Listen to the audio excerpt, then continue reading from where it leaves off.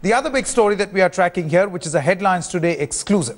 Intelligence agencies warn the Indian government of China uniting terror groups in the northeastern states. Now, intelligence agencies have reports of meeting of representatives of 9 groups organized in Myanmar.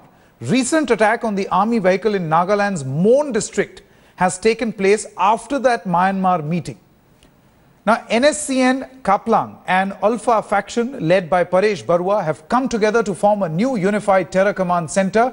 Parts of the stunning report have in fact been accessed by Headlines Today, which our strategic affairs editor Gaurav Sawant is going to get you in just a short moment from now. Now, Headlines Today, this report that Headlines Today has accessed indicates tension in the northeast could escalate with renewed foreign push to terror. Foreign push, also known as foreign push as far as terror is concerned, aided and abetted by China. The security sources said Chinese intelligence played an active role in the encouragement and encouraging of the northeastern groups to come together on a common platform. NSCN-K unilaterally abrogated, remember, the ceasefire signed with the central government in the year 2001. Let me first come across to you, Gaurav. If you could just explain in greater detail what really have the intelligence agencies told the establishment about China's role? Because it's not just very disturbing to hear this from the intelligence agency. It's also disturbing about the fact that our Prime Minister is making a pitch, diplomatic pitch with China. He's expected to go to China in about a week's time from now. And at a time like this, this is massive provocation. Should this then be taken up with China very, very firmly? Just take us through, number one, what the report says. The report very clearly talks about how terror was not doing as well as anti-India establishment wanted it to do. There was a meeting that took place in Sagyang region of Myanmar, where 9 terrorist organizations, including NSCN-K and Alpha, they were brought together. They were all brought together on one single platform. Unfortunately for anti-India elements. When did this happen? This happened sometimes in end March, early April is where the intelligence report very recent came in. then. Very recent. And the impact is visible. There have been 2 attacks on the Indian establishment. One in Arunachal Pradesh, and that is why AFSPA had to be extended to the border districts and 9 of those border districts when 3 soldiers were killed there. And now when an IED blast happened in the Mon district in Nagaland, again that was the NSCN-K faction which unilaterally abrogated the ceasefire with the state sometimes in mid-April. Now all of this goes on to indicate that they are not just being armed and trained but also funded now and being brought together under what is an umbrella organization that is called the United Terror Group of West Southeast Asia. So when all these terror groups come together, they have a chance against the Indian state. The biggest problem they're facing is Bangladesh is supporting India. Bangladesh is not giving them a safe haven. Neither is Myanmar nor is Bhutan. So that is why it's in an area of Myanmar where the state power is relatively weak. That is where these terror groups meet, and that is where they're trying to once again revitalize themselves. Okay, this seems to be a pretty comprehensive report, Brigadier Mahalingam, where the government perhaps in terms of intelligence is aware of what China's design really is.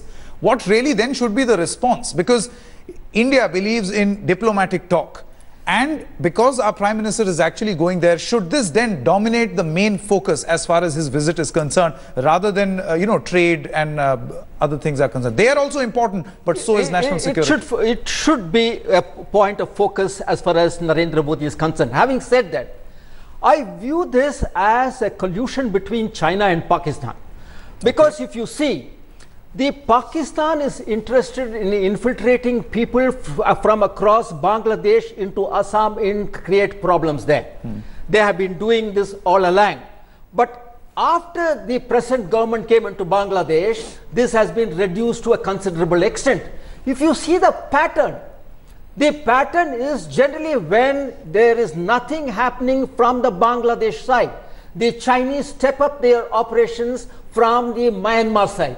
Now what is happening, if you see, there are 2 parties which he mentioned very specifically. One is NSCN, the other one is the Paresh Barua faction of the Ulfa. NSCN belongs to the Nagaland category. Therefore, if you see the whole thing, it is a sort of a it's sort of a collusion. Now let me tell you why this is happening. Now if you look at the map, that India, the northeast, stands out separately as some sort of an island, with China in the north, just closely with the Arunachal Pradesh. On the east you have the Myanmar, the southwest you have the Bangladesh, and northwest you have Bhutan. Now unfortunately Bhutan has cracked upon the terrorists. Similarly Bangladesh has done it. Bhutan in 2003 and Bangladesh after 2008. So therefore, now the other aspect which you have to see is this island which I mentioned is linked to India or the other parts of the country through a very, very narrow corridor, which is called the Siliguri corridor, which is strategically very important. Okay.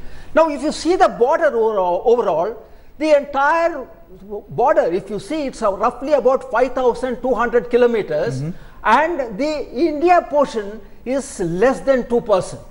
Therefore, China realizes that there is a strategic sort of weakness in India's this particular area.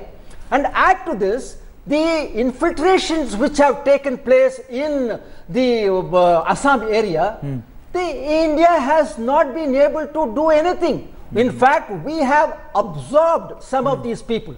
And secondly, China has a lot of economic interest in Myanmar, besides its need for an entry to the Indian Ocean. You must be aware that approximately 2,800 kilometers long petrol cum gas pipeline from Myanmar goes to China. So therefore China is viewing the whole thing as a strategic weakness in India. It wants to disturb India and create an opening for it for sort of an offensive. That is precisely the reason why the BCIM corridor, Bangladesh, China, India, Myanmar corridor, which is suggesting, so that it opens up an entry to India through Myanmar, China, Myanmar, India.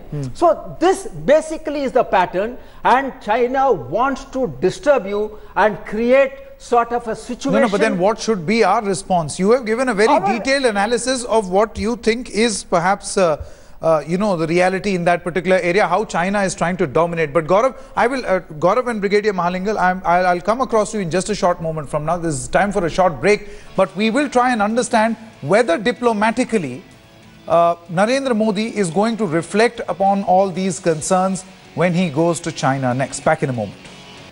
Welcome back. The big headlines today, exclusive that we are breaking at this moment. Intelligence agencies have warned the Indian government of China uniting terror groups in the northeastern states. Intelligence agencies have reports of meeting of representatives of 9 groups organized in Myanmar. Recent attack on army vehicle in Nagaland's Mon district has taken place after the Myanmar meeting. The NSC and Kaplang and the Ulfa faction led by Paresh Barua have come together to form a new unified terror command center. Parts of the stunning report have in fact been accessed by headlines today, which we are in fact talking about at this moment, that indicates tension in the northeast could be escalated with renewed foreign push to terror. The security sources say that Chinese intelligence played an active role in encouraging the northeastern groups to come together on a common platform. Let me come across to you, Gaurav, for one last question before we wrap up this bulletin.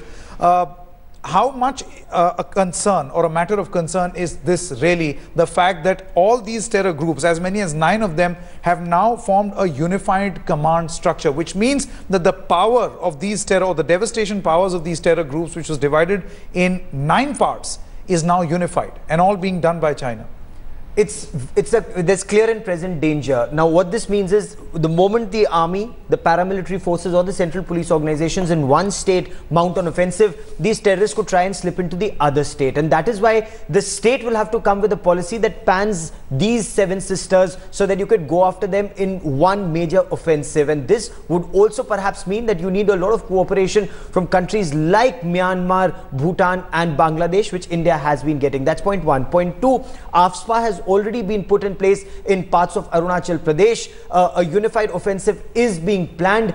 This is still in its nascent stage. Now, as far as Prime Minister Narendra Modi's visit to China is concerned, while this perhaps would be one of the issues that would be taken up, the relationship is much wider. And this isn't just a single point issue. If you recall, even when the Chinese President Xi Jinping came to India, while there was an intrusion at Chumar, while there was a standoff, there were other aspects of the relationship that was taken up. The same will happen even now. India will effectively deal with its security aspect. At the same time, whether it's trade, commerce, infrastructure, all of that is also important. Now, does this have the blessings of Beijing, or is this the Chinese army operating, or elements within the Chinese army? No, but then what is the Chinese army? What is the Chinese army? That is also the blessing of Beijing only. There was a little tussle for power even within China. Of course, Xi Jinping is now fully in control, but this would also reflect very poorly on his leadership, because this is a leadership in India that does not brush things under the carpet. Absolutely. It's out in the open, it's being debated. In Chumar, if you had 1,000 Chinese troops, you had 1,000 plus Indian troops. And that standoff continued as long as the other side continued. So there's a new message that's also going out from India. Brigadier Mahalingam, my final question to you before we wrap up this particular portion of First Up.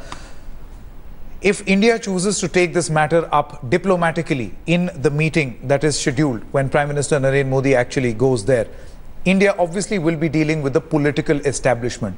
How convincing do you think should this argument be for India that China is unaware, or they would say that we do not know, we are not aiding and abetting something like this and we are not aware? That's almost like denial. Then this is the very same argument that Pakistan also gives on diplomatic platforms. It's absolutely, you are absolutely correct. The point that we have to understand is that India has not been able to manage this northeastern borders properly.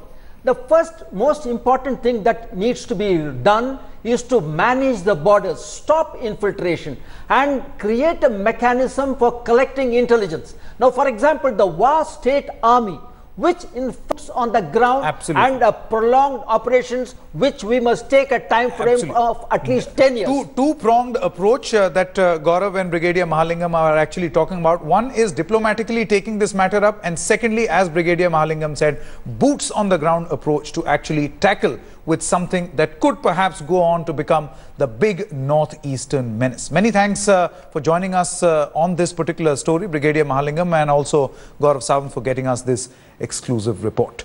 It's time for a short break on First Up, but we'll be back with a lot of news and updates on the other side.